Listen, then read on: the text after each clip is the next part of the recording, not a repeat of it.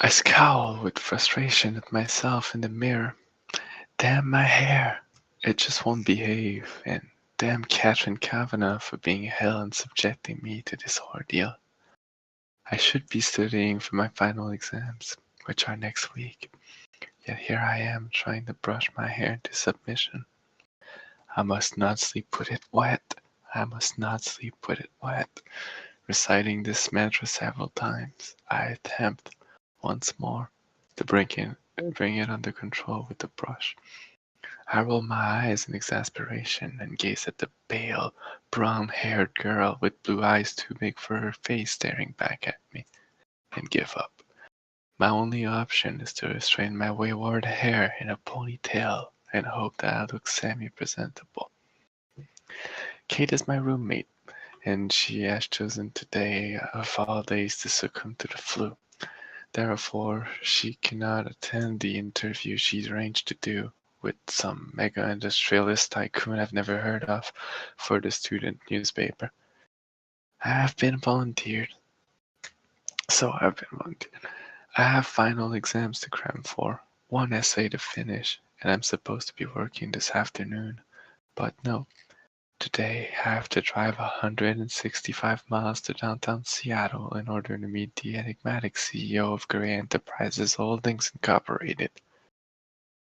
As an exceptional entrepreneur and major benefactor of our university, his time is extraordinarily precious, much more precious than mine. But he has granted Kate an interview. A real coup, she tells me. Damn her extracurricular activities. Kate is huddled on the couch in the living room. Hannah, I'm sorry. It took me 9 months to get this interview. It will take another 6 to reschedule, and we'll both have graduated by then. As the editor, I can't blow this off. Please? Kate begs me in a rasping, sore throat voice. How does she do it? Even hell, she looks gemein and gorgeous, strawberry blonde hair in place and green eyes bright, although now red and runny. I ignore my pang of unwelcome sympathy. Of course I'll go, Kate. You should get back to bed. Would you like some NyQuil or Tylenol? NyQuil, please. Here are the questions in my MIDI disc recorder. Just press record here. Make notes. I'll transcribe it all. I know nothing about him, I murmur, trying and failing to suppress my rising panic. The questions will see you through. Go. It's a long drive. I don't want you to be late. Okay, I'm going. Go back to bed. I made you some soup to heat up later. I stare at her fondly. Only for you, Kate, would I do this. I will. Good luck. And thanks, Anna. As usual, you're my lifesaver. Gathering my satchel, I smile wryly at her, then head out the door to the car. I cannot believe I have let Kate talk me into this. But then Kate can talk to anyone into anything. She'll make an exceptional journalist. She's articulate, strong, persuasive, argumentative, beautiful, and she's my dearest, dearest friend. The roads are clear as I set off from Vancouver, Washington, towards Portland and the I-5. It's early and I don't have to be in Seattle until 2 this afternoon. Fortunately, Kate's lent me a sporty Mercedes CLK. I'm not sure Wanda, my old VW Beetle, would make the journey in time. Oh, the Merc is a fun drive, and the miles slip away as I floor the pedal to the metal. My destination is the headquarters of Mr. Gray's Global Enterprise. It's a huge 20-story building, all curved glass and steel, an architect's totalitarian fantasy, with Gray House written discreetly in steel over the glass front doors. It's 1:45 when I arrive, greatly relieved that I'm not late as I walk into the enormous and frankly intimidating glass, steel, and white sandstone lobby. Behind the solid sandstone desk, a very attractive, groomed, blonde young woman smiles pleasantly at me. She's wearing the sharpest charcoal suit jacket and white shirt I have ever seen. She looks immaculate. I'm here to see Mr. Gray, Anastasia Steele, for Catherine Kavanagh. Excuse one moment, Miss Steele. She arcs her eyebrows slightly and I stand self-consciously before her. I am beginning to wish I'd borrowed one of Kate's formal blazers instead of than wear my navy blue jacket. I have made an effort and worn my one and only skirt, my sensible brown knee-length boots, and a blue sweater. For me, this is smart. I tuck one of the escaped tendrils of my hair behind my ear as I pretend she doesn't intimidate me. Miss Kavanagh is expected. Please sign here, Miss Steele. You'll want the last elevator on the right. Press the 20th floor. She smiles kindly at me, amused no doubt, as I sign in. She hands me a security pass that has visitor for every family stamped on the front. I can't help my smirk. Surely it's obvious that I'm just visiting. I don't fit in here at all. Nothing changes. I inwardly sigh, thanking her. I walk over to the bank of elevators past the two security men, who are both far more smartly dressed than I am in their well-cut black suit. The elevator whisks me with terminal velocity to the 20th floor. The doors slide, and I'm in another large lobby against all glass, steel, and white sandstone. I'm confronted by another desk of sandstone and another young blonde woman dressed impeccably in black and white who rises to greet me. Miss Steele, could you wait here, please? She points to the seated area of white leather chairs. Behind the leather chairs is the spacious glass-walled meeting room with an equally spacious dark wood table and at least 20 matching chairs around it. Beyond that, there's a floor-to-ceiling window with a view of the Seattle skyline that looks out through the city towards the sound. It's a stunning vista, and I'm momentarily paralyzed by the view. Wow! I sit down, fish the questions from my satchel, and go through them, inwardly cursing Kate for not providing me with a brief biography. I know nothing about this man I'm about to interview. He could be 90 or he could be 30. The uncertainty is galling. All my nerves resurface, making me fidget. I've never been comfortable with one-on-one interviews, preferring the anonymity of a group discussion where I can sit inconspicuously at the back of the room. To be honest, I prefer my own company, reading a classic British novel curled up in a chair at the campus library, not sitting twitching nervously in a colossal glass and stone edifice. I roll my eyes at myself. Get a grip, Steele. So judging from the building, which is too clinical and modern, I guess Gray is in his 40s, fit, tan, and fair-haired to match the rest of the personal. Another elegant, flawlessly dressed blonde comes out of a large door to the right. What is it with all the immaculate blondes? It's like Stepford here. Taking a deep breath, I stand up. Miss Steele? The latest blonde asks. Yes, I croak and clear my throat. Yes. There, that sounded more confident. Mr. Gray will see you in a moment. May I take your jacket? Oh, please. I struggle out the jacket. Have you been offered any refreshment? No. Oh dear, is blonde number one in trouble? Blonde number two frowns and eyes the young woman at the desk. Would you like tea, coffee, water? She asks, turning her attention back to me. A glass of water. Thank you. I murmur. Olivia, please fetch Miss Steele a glass of water. Her voice is stern. Olivia scoots up immediately and scurries to a door on the other side of the foyer. My apologies, Miss Steele. Olivia is our new intern. Please be seated. Mr. Gray will be in another five minutes. Olivia returns with a glass of iced water. Here you go, Miss Steele. Thank you. Blonde number 2 marches over to the large desk, her heels clicking and echoing on the sandstone floor. She sits down and they both continue their work. Perhaps Mr. Gray insists on all of his employees being blonde. I'm wondering oddly if that's legal. When the office door opens and a tall, elegantly dressed, attractive African American man with short dreads exits. I've definitely worn the wrong clothes. He turns and says through the door, "Golf this week, Gray." I don't hear a reply. He turns, sees me, and smiles, his dark eyes crinkling at the corner. Olivia has jumped up and called the elevator. She seems to excel at jumping from his seat. She's more nervous than me. "Good afternoon, ladies," he says as he departs through the sliding door. "Mr. Gray will see you now, Miss Steele. Do go through," Blonde number 2 says. I stand rather shakily, trying to suppress my nerves, gathering up my satchel. I abandon my glass of water and make my way to the partially open door. "You don't need to knock. Just go in." She smiles kindly. I push open the door and stumble through, tripping over my own feet and falling headfirst into the office. Double crap! Me and my 2 left feet. I am on my hands and knees in the doorway to Mr. Gray's office.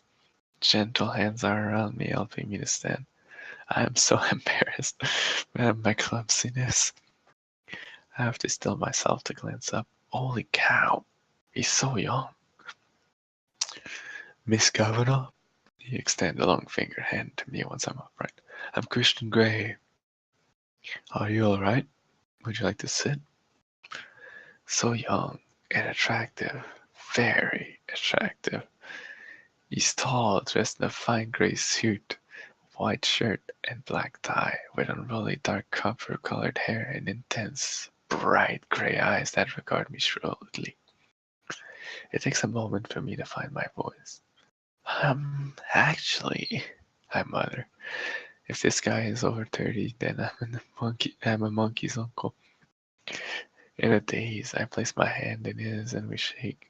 As our fingers touch, I feel hot, an odd, exhilarating shiver run through me. I withdraw my hand hastily, embarrassed. Must be static. I blink rapidly, my eyelids matching my heart rate. "Miss Kavanagh isn't disposed, so she sent me." Oh fuck, wrong boss. "Miss Kavanagh isn't disposed, so she sent me. I hope you don't mind, Mr. Gray." "And you are?" His voice is warm, possibly amused, but it's difficult to tell from his impassive expression. He looks mildly impressed, but above all, polite. "Anastasia Steele. I'm studying English literature with Catherine, Miss Kavanagh at Washington State." "I see," he says simply. I think I see the ghost of a smile in his expression, but I am not sure. "Would you like to sit?" He waves me towards the white leather button health-shaped couch. His office is way too big for just one man. In front of the floor-to-ceiling windows, there's a huge modern dark-wood desk that 6 people could comfortably eat around. It matches it matches the coffee table by the office. Everything else is white: ceiling, floors, and walls, except on the wall by the door, where a mosaic of small paintings hang. 36 of them, arranged in a square. They are exquisite, a series of mundane, forgotten objects painted in such precise detail they look like photographs. Displayed together, they are breathtaking. A local artist, through dawn," says Gray when he catches my gaze. "They're lovely, raising the ordinary to extraordinary," I murmur, distracted both by him and the paintings. He cocks his head to one side and regards me intently. "I couldn't agree more, Miss Steele," he replies, his voice soft, and for some inexplicable reason I find myself blushing. Apart from the paintings, the rest of the office is cold, clean, and clinical. I wonder if it reflects the personality of the Adonis who sinks gracefully into one of the white leather chairs opposite me. I shake my head, discern at the direction of my thoughts, and retrieve Kate's question from my satchel. Next, I set up the mini disc recorder and I'm all fingers and thumbs, dropping it twice on the coffee table in front of me. Mr. Gray says nothing, waiting patiently. I hope, as I become increasingly embarrassed and flustered. When I pluck up the courage to look at him, he's watching me, one hand relaxed on his lap and the other cupping his chin and trailing his long index fingers across his lips. He's trying to suppress a smile. Sorry, I stutter. I'm not used to this. Take all the time you need, Miss Steele, he says. Do you mind if I record your answers? After you've taken so much trouble to set up the recorder, you ask me now? I flush. He's teasing me? I hope. I blink at him, unsure what to say, and I think he takes pity on me because he relents. No, I don't mind. Did Kate, um, I mean, Miss Kavanagh explain what the interview was for? Yes, to appear in the graduation issue of the student newspaper, as I shall be conferring the degrees at this year's graduation ceremony. Oh, this is news to me, and I'm temporarily preoccupied by the thought that someone not much older than me, okay, maybe 6 years or so, and okay, mega successful, but still, is going to present me with my degree. I frown, dragging my wayward attention back to the task at hand. Good, I swallow nervously. I have some question, Mr. Gray. I smooth a stray lock of hair behind my ear. I thought you might. You might, he says, deadpan. He's laughing at me. My cheeks heat at the realization. I sit up, square my shoulders in an attempt to look taller and more intimidating. Pressing the start button on the recorder, I try to look professional. You're very young. What the fuck? I'm lost, guys. I'm sorry. Okay, there we go. You're very young to have a master's in empire. To what you do owe and to what do you owe your success? I glance at him. I glance up at him. His smile is rueful, and he looks vaguely disappointed. I'm kind of lost. Sorry. There we go. Business is all about people, Miss Steele, and I'm very good at judging people. I know how they tick, what makes them flourish, what doesn't, what inspires them, and how to sensitize them. I employ an exceptional team and I reward them well. He pauses and fixes me with his gray stare. My belief is to achieve success in any scheme one has to make oneself master of that scheme. Know it inside and out, know every detail. I work hard, very hard to do that. I make decisions based on logics and facts. I have a natural gut instinct that can spot and nurture a good, solid idea and good people. The bottom line is, it's always down to good people. Maybe you're just lucky. This isn't on Kate's list, but he's so arrogant, his eyes flare momentarily in surprise. I don't subscribe to luck or chance, Miss Steele. The harder I work, the more luck I seem to have. Really is all about having the right people on your team and directing their energies accordingly. I think it was R.V. Firestone who said the growth and development of people is the highest calling of leadership. You sound like a control freak.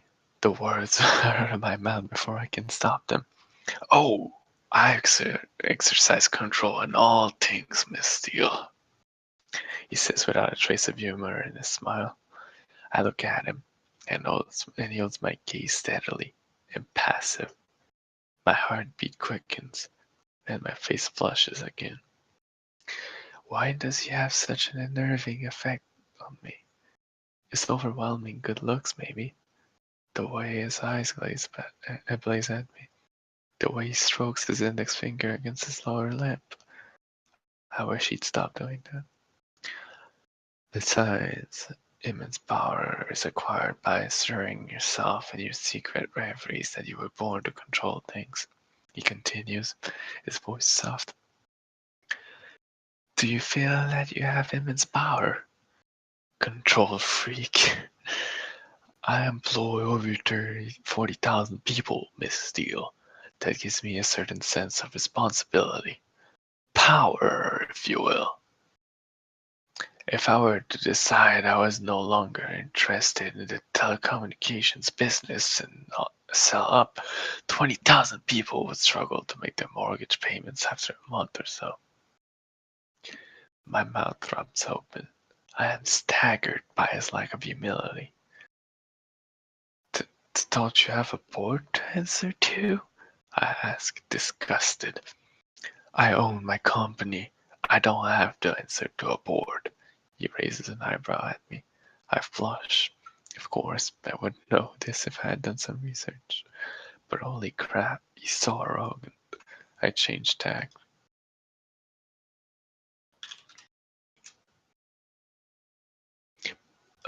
There we go. And fuck wrong with. And do you have any interest outside of work? I have varied interest, Miss Steele. A ghost of a smile touches his lips. Very varied. And for some reason, I'm confounded and heated by his steady gaze. His eyes are alight with some wicked thought. But if you work so hard, what do you do to chill out? Chill out? He smiles, revealing perfect white teeth. I stop breathing. He really is beautiful. No one should be this good looking. Well, to chill out, as you put it, I sail, I fly, I indulge in various physical pursuits. He shifts in his chair. I am a very wealthy man, Miss Steele, and I have expensive and absorbing hobbies. I glance quickly at Kate's question, wanting to get off the subject. You invest in manufacturing. Why specifically? I ask. Why does it make me so uncomfortable? I like to build things. I like to know how things work, what makes things stick, how to construct and deconstruct. And I have a love of ships. What can I say? That sounds like your heart talking rather than logics and facts. His mouth quirks up, and he stares appraisingly at me. Possibly. Though there are people who would say I don't have a heart. Why would they say that? Because they know me well. His lips curls in a wry smile.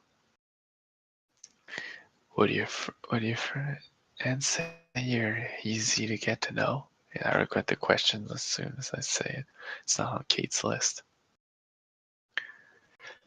I am a very private person, Miss Steele. I go a long way to protect my privacy. I don't often give interviews. He trails off. Why did you agree to this one? Because I'm a benefactor of the university, and for all intents and purposes, I couldn't get Miss Kavanagh off my back. She badgered and badgered my PR people, and I admire that kind of tenacity.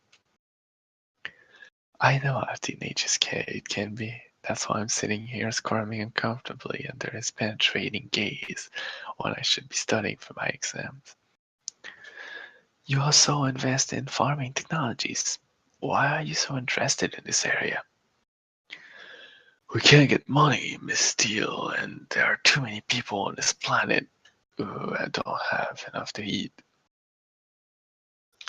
That sounds very philanthropic. Is it something you feel passionate about? Feeding the world's poor?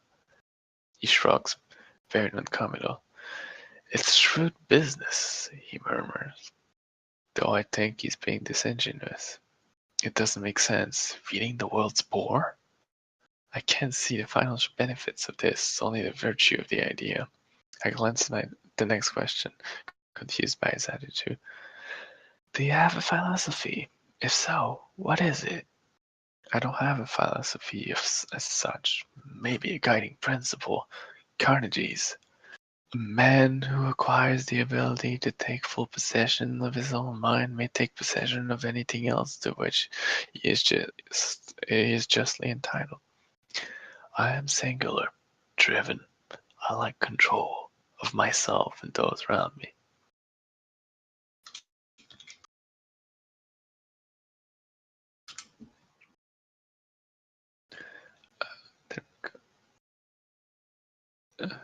I'm sorry. I'm sorry. There we go. So you want to possess things. You are a control freak. Shit. That's never mind. Just saying. I want to deserve to possess them. But yes, bottom line, I do. You sound like the ultimate consumer. I am. He smiles, but the smile doesn't touch his eyes. Again, this is at odds with someone who wants to feed the world, so I can't help thinking that we're talking about something else. But I'm absolutely mystified as to what it is. I swallow hard. The temperature in the room is rising, or maybe it's just me. I just want this interview to be over. Surely Kate has enough material now. I glance at the next question. You were adopted. How far do you think that's shaped the way you are? Oh, this is personal. I stare at him, hoping he's not offended. His brow furrows. I have no way of knowing. I mean, my interest is piqued. How old were you when you were adopted? That's a matter of public record, Miss Steele. The stone is turned. I flush again. Crap. Yes, of course. If I'd known I was doing this interview, I would have done some research. I move on quickly. You had to sacrifice a family life for your work. That's not a question. He stirs. Sorry, Wixcord. And he's made me feel like an errant child. I try again. Have you had to sacrifice a family life for your work? I have family. I have a brother and a sister and two loving parents. I'm not interested in extending my family beyond that. Are you gay, Mr. Gray? He inhales sharply, and I cringe, mortified. Crap! Why did I employ some kind of filter before I read this straight out? How can I tell him I'm just reading the questions? Damn Kate and her curiosity! No, Anastasia, I'm not. He raises his eyebrows, a cool gleam in his eyes. He does not look pleased.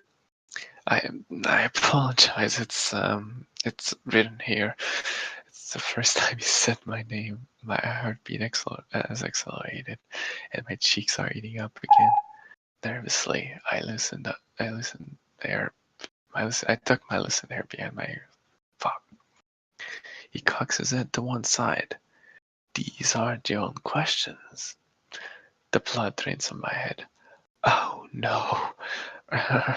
No, Kate, Miss Kavanagh, she compiled the questions. Are you colleagues on the student paper? Oh crap! I have nothing to do with the student paper. It's her extracurricular activity, not mine. My face is aflame. No, she's my roommate. He rubs his chin in quiet deliberation, his gray eyes appraising me. Did you volunteer to do this interview? He asks, his voice deadly quiet. Hang on, we're supposed to be interviewing whom? His eyes burn into me, and I'm compelled to answer the truth. I was drafted. She's not well. My voice is weak and apologetic. That explains a great deal.